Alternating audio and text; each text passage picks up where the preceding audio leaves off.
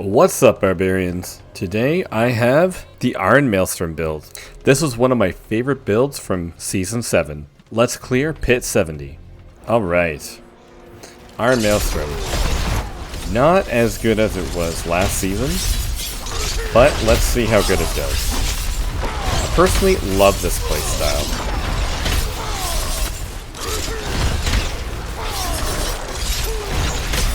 Really sad that they did put a cap of 200 for the ultimate for this. That made us do lots of damage, and we were able to clear pretty high pits. Because of that cap, we will no longer be able to do that.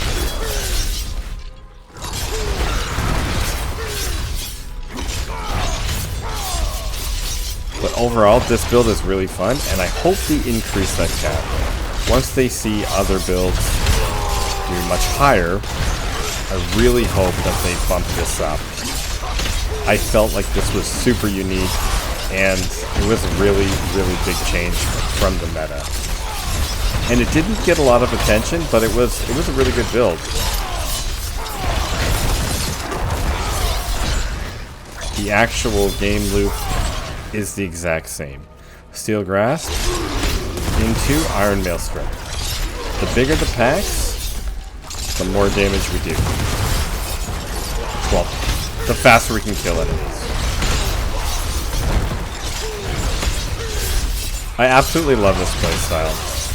And you do need one Mythic Unique to optimize the build. There are a couple different ways you can build it out.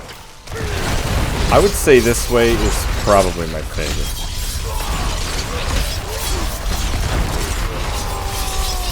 And we have boss powers that will help us with the boss, as Iron Maelstrom is not the biggest damage dealer. But even though with the caps in place, we're still able to do everything we want in tournaments. So when you get in Elite, you want to kill the Blister, and you want to stand right beside it. So every time you have a Blister, stand right beside it so that the Earthquake is actually going to do a lot of damage while you are also using your Iron Maelstrom.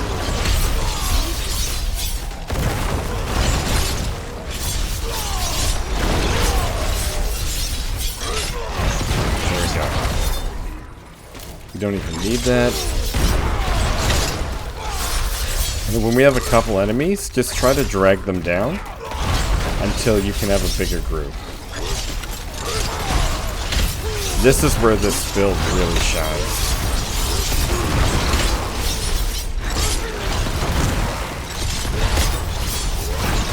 We can definitely clear higher than Pit 70. I just have to get my glyphs up higher. Right now, I actually have...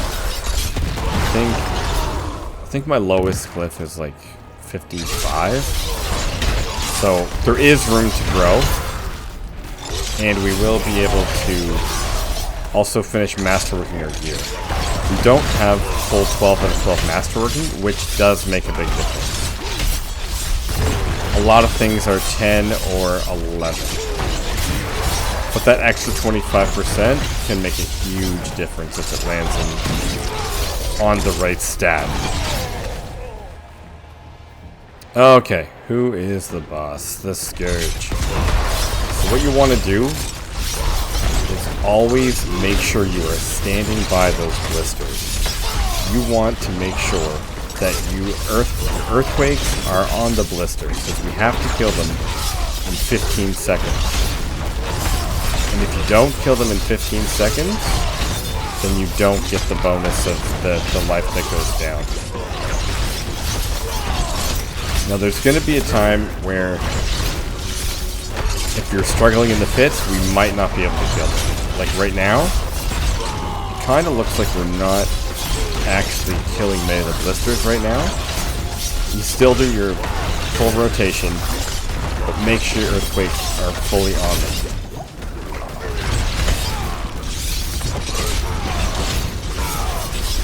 But even if you don't kill them, we can still kill this guy, no problem. And once I level up my glyphs more, we'll be able to definitely do higher levels.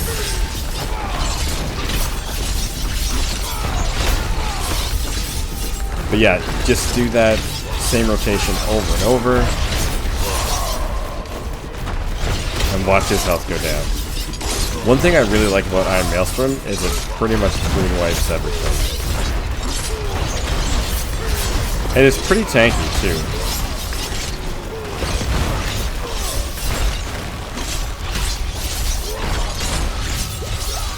Definitely not a layer boss build. This is something I wouldn't do for layer bosses.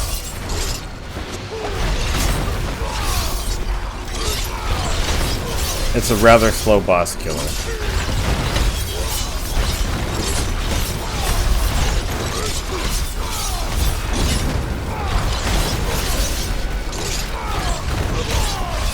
But Infernal Hordes, this is by far my favorite playstyle.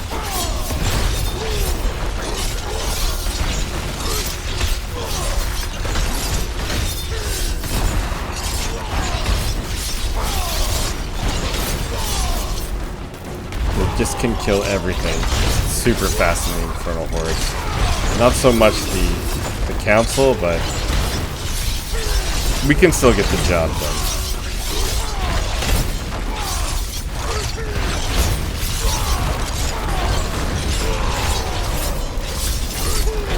Alright.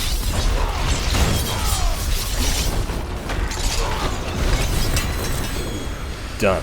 Hit 70, Iron Maelstrom complete. I love this build. In the helmet we have the Harlequin Crest. This is best in slot as we get 4 ranks to our Iron Maelstrom. If you don't have this, you can use the other version, which is the Ugly Bastard version, but you will need Ancient's Oath because you need the cooldown reduction. Then we have the Bolcathos aspect. I really want the Shroud of False Death here, but I do not have that yet, and this gives us more damage reduction. Make sure you have 1 temper on Steelgrass stuns, and the other tempers, because we have so much cooldown, doesn't really matter. You could put 1 on Ground Stomp, 1 on Warcry, and also 1 on Challenging Shout. In the gloves we have the Earth Strikers. We are swapping weapons all the time. We are proccing our overpowers all the time. Then we have Ariad's Bearing. This is an absolutely amazing pair of pants, and we use it because of the life, because of the resistance to elements, and because it gives us ultimate damage. If we take these pants off, check that out. It gives us over 1,000,000 damage. Then we use Yen's Blessing, and we use this for the movement speed, and so that we can cast our shouts more often. Here we have the aspect of Apogeic Furor. Very important to have this on your two-hander, while your other two-hander will have aspect of the Earthquakes. On both of the two-handers, you want Strength, Max Life, and I do have a damage roll. If your critical strike chance isn't high, use damage. If it is high, use critical strike damage. And for both tempers, you want damage while berserking and heavy hitter.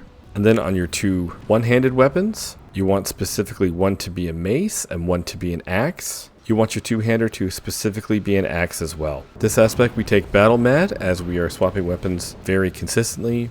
And this aspect is the Vehement Brawlers for the 2 additional ultimate ranks. And for tempers here, you want heavy hitter and damage to injured. You want to make sure you have damage to injured on both of these to cap out your bonus at 200%. Then for our rings, we have the Conceited aspect and Accursed Touch. We use the Accursed Touch to also make enemies vulnerable. That is the main reason why we use it. I don't have the Exploit glyph in, and our only 2 ways of making enemies vulnerable are Accursed Touch and Steel Grasp.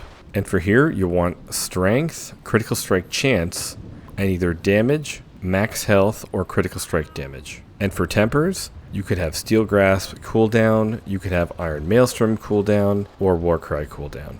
And then for Amulet, we have the Unbroken Chain. You do want to have a GA on Slaying Strike if possible, but the most important thing is the unique effect is as close to max as possible. For our runes, we are using Yule Tech. Whenever we cast a cooldown, we cast an Earthquake, or you could use Lith Tech or Xantech, which is when you cast an ultimate. And for the other runes, it's Zan for when you cast an ultimate twice. Our next attack is guaranteed to be a critical and overpower. For boss powers, we use Uvar's Bombs, Lilith Winds of Hate, Blackmailer Sabotage, and Beast and Ice Sleet. This one is very important as it gives us cooldown reduction, and we cast our ultimate all the time. We are casting bombs all the time. This helps with elites, this gives us a barrier, and this increases our bombs.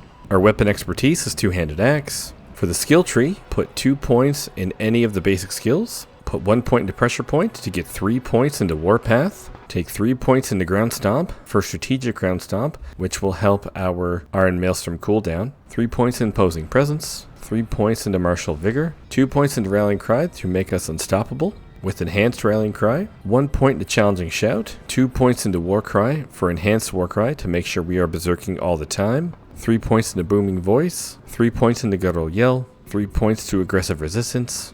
3 points to swiftness. If your critical strike chance isn't maxed out, take 3 points into no mercy. 3 points into pit fighter. And 3 points to slaying strike. We take 3 points into steel grasp. Into fighter steel grasp. 1 point to thick skin to get 3 points to counteroffensive. And 3 points into irrepressible. We take 3 points into heavy handed. 3 points to brute force. 3 points to wallop. And we take 7 points into Iron Maelstrom for Supreme Iron Maelstrom. Then we take 3 points into Heavy Hitter. Heavy Hitter is what makes us deal so much damage, and this is also why we want the Shroud of False Death. If we get +1 to all of these passives, that is a absolutely massive damage increase.